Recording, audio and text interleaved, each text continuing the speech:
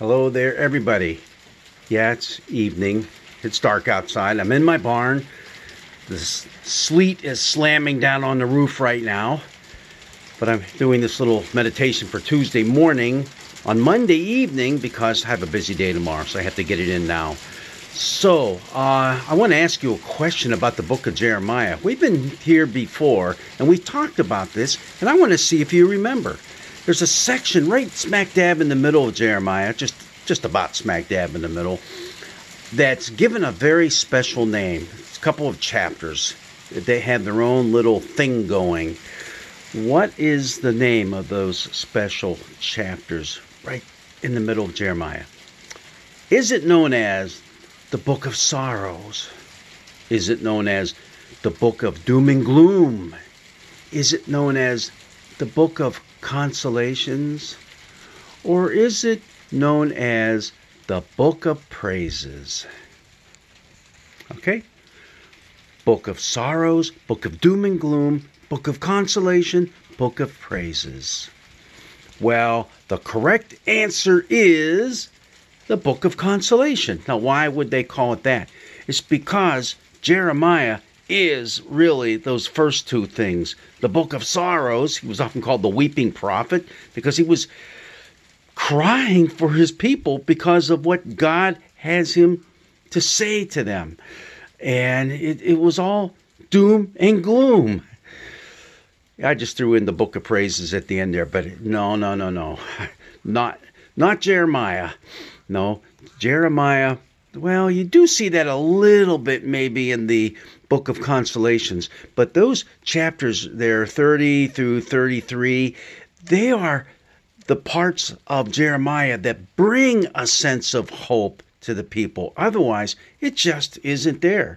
Now, we had some of this way back in, Reformation Sunday. Way back, it's not even a month ago.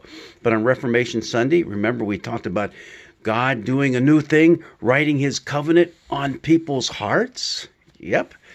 And that's a promising deal. But also throughout the Book of Consolation, there are a series of oracles where God, through Jeremiah, is pronouncing that there is hope. That, you know what? You all messed up. You goofed up. And you've already reached the tipping point. So things are going to go horribly wrong for you, meaning the Babylonians are going to take you over. And you're going to be carried off into exile. So there's no getting around it. But there will come a time of hope. And I like to read one of those because it's our passage for the first Sunday in Advent in this cycle C that we're moving into from the Older Testament. It's Jeremiah 33, beginning with verse 14. The days are surely coming, says the Lord, when I will fulfill the promise I made to the house of Israel and the house of Judah. In those days and at that time, I will cause a righteous branch to spring up for David, and he shall execute justice and righteousness in the land. That's pretty important stuff there. Remember, the promise was made that there would be an everlasting house through David, that his reign would continue forever. And it was coming to an end, sure enough, like right now. It was coming to an end as the Babylonians are just knocking on the door, ready to take over. Now, the prophet Jeremiah had already lived through the Assyrian assault up north in Israel. Now it's the Babylonians getting ready to take over Judah to the south. So it's kind of a sad thing, but right in the midst of all the doom and gloom that Jeremiah is proclaiming, he does have this word that, hey, you know what?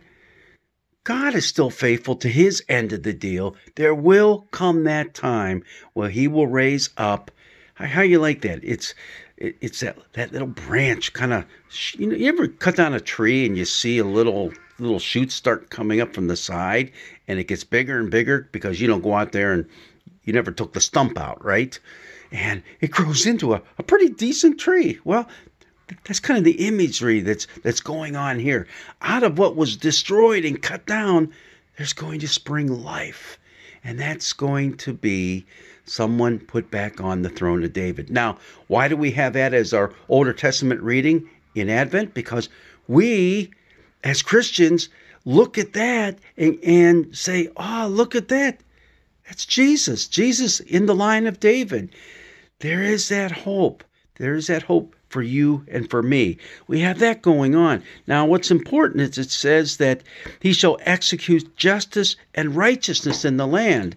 Now, justice and righteousness, they're often mentioned throughout the Older Testament together. They're like peanut butter and jelly, if you like peanut butter and jelly. But hey, they're always mentioned together. But they're a little bit different. It looks like, they're the same thing, but not quite. See, justice is a courtroom word, and it's almost a technical term in the Hebrew. And it means, you've broken the law in such and such a way. Well, we gotta try you, and now you're going to have to make things right. Okay, justice will be served. We say that sort of thing, and righteousness. You might say, well, that's the righteous thing to do, but that's a little bit different. See, the term righteous and to make righteous is to be proactive. The other one is being reactive. The Hebrew word for justice is being reactive. The word to be proactive is righteousness. That means you go out and you see something wrong and you fix it.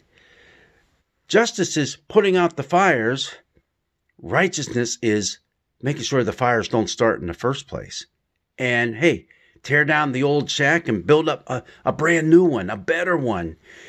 It's to have a sense of community in which you actively work for the betterment of all those around you. And this is something that the people were supposed to do as the people of God. Take care of one another, especially take care of those who live on the margins of society, those who have been downtrodden, the foreigners who come into their land. Supposed to take care of all them. And they weren't doing that. That's righteousness, being proactive as you work to make them comfortable and make life better for them. So, here's the interesting part, though. I didn't read the whole verse that we're going to have for this Sunday. Here's the rest of it. In those days, Judah will be saved. That's some good news. And Jerusalem will live in safety. Awesome. See, good things are going to happen in the future. And this is the name by which it will be called. The Lord is our righteousness. This is the name by which it will be called, meaning Judah and Jerusalem. The Lord is our righteousness. In other words, that's our motto. Yahweh is our righteousness. We go out into the world with that righteousness, being proactive people, bringing social justice to a hurting world. It's not just the king who's doing it. There's a passage earlier in Jeremiah that's exactly the same as this, except at the end it calls this righteous branch. The Lord is our righteousness. Now here it says, no, that's not what it is.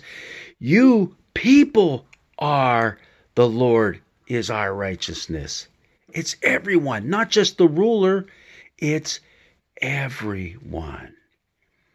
Jesus came to this world, and that's what we will proclaim throughout the year, to put things right between us and God so that we can put things right between ourselves, amongst ourselves. We are people of justice and righteousness. Beautiful way to start the season of Advent. So I just can hear now that there's no more sleet hitting the roof. So I think I'm going back in the house. God's blessings be with you this day.